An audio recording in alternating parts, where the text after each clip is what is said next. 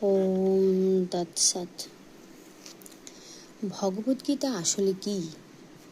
ভগবদ্গীতার উদ্দেশ্য অজ্ঞানতার অন্ধকারে আচ্ছন্ন এই জড় জগতের বন্ধন থেকে মানুষকে উদ্ধার করা। প্রতিটি মানুষই নানাভাবে দুঃখ কষ্ট পাচ্ছে। যেমন কুরুক্ষেত্রের যুদ্ধের সময় অর্জুনও এক কঠিন সমস্যার সম্মুখীন হয়েছিলেন। অর্জুন ভগবানের কাছে আত্মসমর্পণ করলেন এবং তার ফলে তখন ভগবান তাকে গীতার তত্ত্বজ্ঞান দান করলেন। এই জড়জগতে কেবল অর্জুনই নন, আমরা প্রত্যেকেই সর্বদা উদ্বেগ উৎকণ্ঠায় জর্জরিত, এবং এর কারণ জড় অস্তিত্ব। এই জড় জগতের অনিত্য পরিবেশে আমাদের যে অস্তিত্ব, তা অস্তিত্বহীনের মতো। এই জড় অস্তিত্বের অনিত্যতা আমাদের ভীতি প্রদর্শন করে, কিন্তু অস্তিত্বহীনতার এই ভয়ে ভীত হওয়ার কোনো কারণ আমাদের নেই। আমাদের অস্তিত্ব নিত্য, কিন্তু যে কোনো কারণবশত আমরা অসৎ সত্তায় আবদ্ধ হয়ে পড়েছি। অসৎ বলতে বোঝায় যার অস্তিত্ব নেই। এই অনিত্য অস্তিত্বের ফলে প্রতিনিয়ত দুঃখ কষ্ট ভোগ করছে যে সমস্ত মানুষ, তাদের মধ্যে কেবল কয়েকজন তাদের ক্লেশময় অবস্থাকে উপলব্ধি করতে পেরে অনুসন্ধান করতে শুরু করে। আমি কে? আমি কোথা থেকে এলাম? কেন আমি জটিল অবস্থায় পতিত হয়েছি? এবং এই রকম আরও অনেক কিছু। মানুষ যতক্ষণ পর্যন্ত না তার মোহাচ্ছন্ন অবস্থা কাটিয়ে ওঠে, তার দুঃখ দুর্দশা সম্পর্কে সচেতন হয়ে এই অবস্থা থেকে উদ্ধার পাওয়ার জন্য অনুসন্ধান করছে, যতক্ষণ পর্যন্ত না সেই দুঃখ দুর্দশা থেকে মুক্ত হয়ে তার সমাধান লাভের গুরুত্ব বুঝতে পারছে, ততক্ষণ তাকে যথার্থ মানুষ বলে গণ্য করা চলে না। মনুষ্যত্বের সূচনা তখনই হয় যখন তার মনে এই সমস্ত প্রশ্নের উদয় হতে শুরু করে। ব্রহ্মসূত্রে এই অনুসন্ধানকে বলা হয় ব্রহ্ম জিজ্ঞাসা, অর্থাৎ ব্রহ্ম জিজ্ঞাসা। মানব জীবনে এই ব্রহ্ম জিজ্ঞাসা ছাড়া আর সমস্ত কর্মকেই ব্যর্থ বলে গণ্য করা হয়। তাই যারা প্রশ্ন করতে শুরু করেছেন, আমি কে? আমি কোথা থেকে এলাম? আমি কেন কষ্ট পাচ্ছি? মৃত্যুর পরে আমি কোথায় যাব?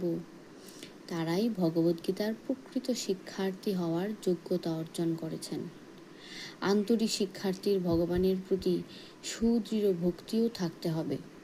অর্জুন ছিলেন এমনই একজন শিক্ষার্থী। ভগবান শ্রীকৃষ্ণ মানব জীবনের প্রকৃত উদ্দেশ্য সম্বন্ধে বিস্মৃত মানুষকে সচেতন করার জন্যই এই পৃথিবীতে অবতরণ করেন।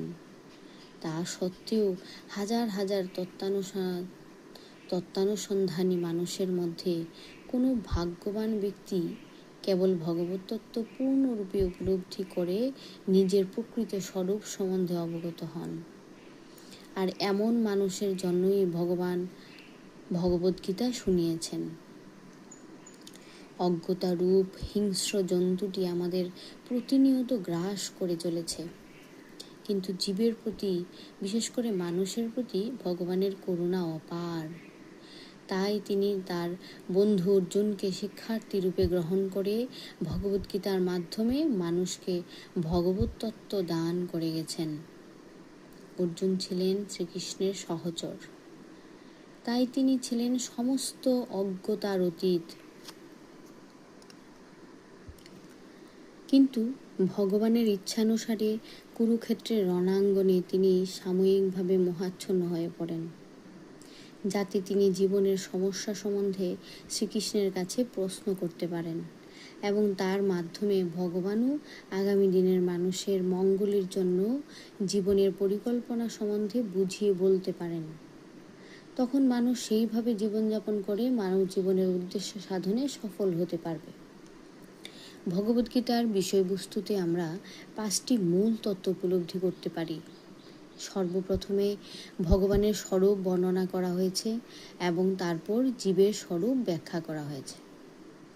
ঈশ্বর আছেন এবং তিনি সব কিছুর নিয়ন্ত্রণ করছেন, আর জীব প্রতিনিয়তই তার দ্বারা নিয়ন্ত্রিত হচ্ছে। যদি কেউ বলে যে সে কারো দ্বারা নিয়ন্ত্রিত হচ্ছে না, সে মুক্ত, তাহলে বুঝতে হবে সে উন্মাদ। জীব সর্বদাই, বিশেষ করে বদ্ধ অবস্থায়, সর্বতোভাবে নিয়ন্ত্রিত। তাই ভগবদ্গীতায় পরম নিয়ন্তা ঈশ্বর ও সর্বদা নিয়ন্ত্রিত জীবের বিষয়বস্তু আলোচিত হয়েছে। তাছাড়া প্রকৃতি, কাল এবং কর্ম সম্বন্ধেও আলোচনা করা হয়েছে। ভৌতিক জগৎ বিভিন্ন কার্যকলাপে পরিপূর্ণ। সমস্ত জীবেরা বিভিন্ন কার্যকলাপে লিপ্ত। ভগবদ্গীতা থেকে আমাদের জানতে হবে ভগবান কে, জীব কি, প্রকৃতি কি, ভৌতিক জগৎ কি, এবং কিভাবে তা কালের দ্বারা পরিচালিত হয়, এবং জীবের কর্ম কি। ভগবদ্গীতায় এই 5টি বিষয়বস্তু আলোচনা করার মাধ্যমে সুদৃঢ়ভাবে প্রমাণ করা হয়েছে যে ভগবান বা শ্রীকৃষ্ণ বা পরব্রহ্ম বা পরম নিয়ন্তা বা পরমাত্মা, যে নামে তাকে সম্বোধন করা হোক, তিনিই সর্বশ্রেষ্ঠ। সমস্ত জীবই পরম নিয়ন্তার মতোই গুণগতভাবে সমান। যেমন জড় প্রকৃতিজাত এই বিশ্ব ব্রহ্মাণ্ডের সব কিছু ভগবান নিয়ন্ত্রণ করছেন, যা ভগবদ্গীতার শেষ অধ্যায়গুলিতে বর্ণনা করা হবে। জড় প্রকৃতি স্বাধীন নয়, পরমেশ্বরের নির্দেশে তাকে কাজ করতে হচ্ছে। সেই সম্বন্ধে শ্রীকৃষ্ণ বলেছেন, ময়াধ্যক্ষেন প্রকৃতি সুয়তে সচরাচরম। এই জড়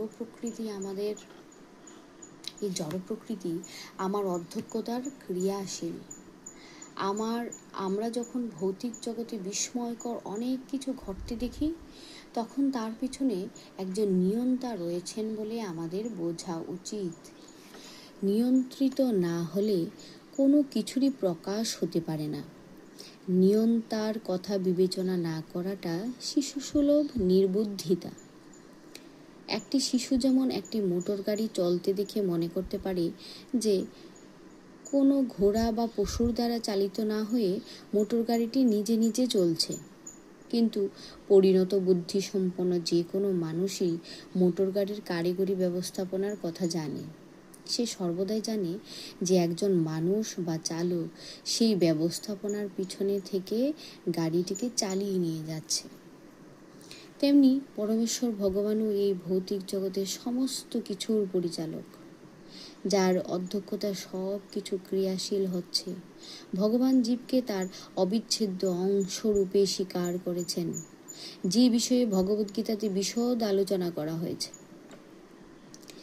এক বিন্দু সমুদ্রের জল যেমন গুণগতভাবে সমস্ত সমুদ্রের জল থেকে অভিন্ন, এক কণা সোনাও যেমন সোনা, ঠিক তেমনি জীবও পরম নিয়ন্তা বা ঈশ্বর বা ভগবান শ্রীকৃষ্ণের অপরিহার্য অংশ হবার ফলে ভগবানের সমস্ত গুণই তার মধ্যে অনুপরিমাণে বিদ্যমান। কেননা প্রতিটি জীবই ক্ষুদ্র ঈশ্বর, অধস্তন ঈশ্বর। আমরা প্রকৃতির উপর কর্তৃত্ব করার চেষ্টা করছি। যেমন এখন আমরা অন্তরিক্ষ অথবা অন্যান্য গ্রহ নিয়ন্ত্রিত করবার চেষ্টা করছি, আর এই প্রচেষ্টা স্বাভাবিক, কারণ কর্তৃত্ব করার এই গুণ শ্রীকৃষ্ণের মধ্যেই বিদ্যমান। কিন্তু প্রকৃতির উপর কর্তৃত্ব করার প্রবণতা আমাদের মধ্যে থাকলেও আমাদের বোঝা উচিত যে আমরা পরম নিয়ন্তা নই। ভগবদ্গীতাতে এই বিষয়ে বিশদ ব্যাখ্যা করা হয়েছে। জয় রাধা মাধবের জয়।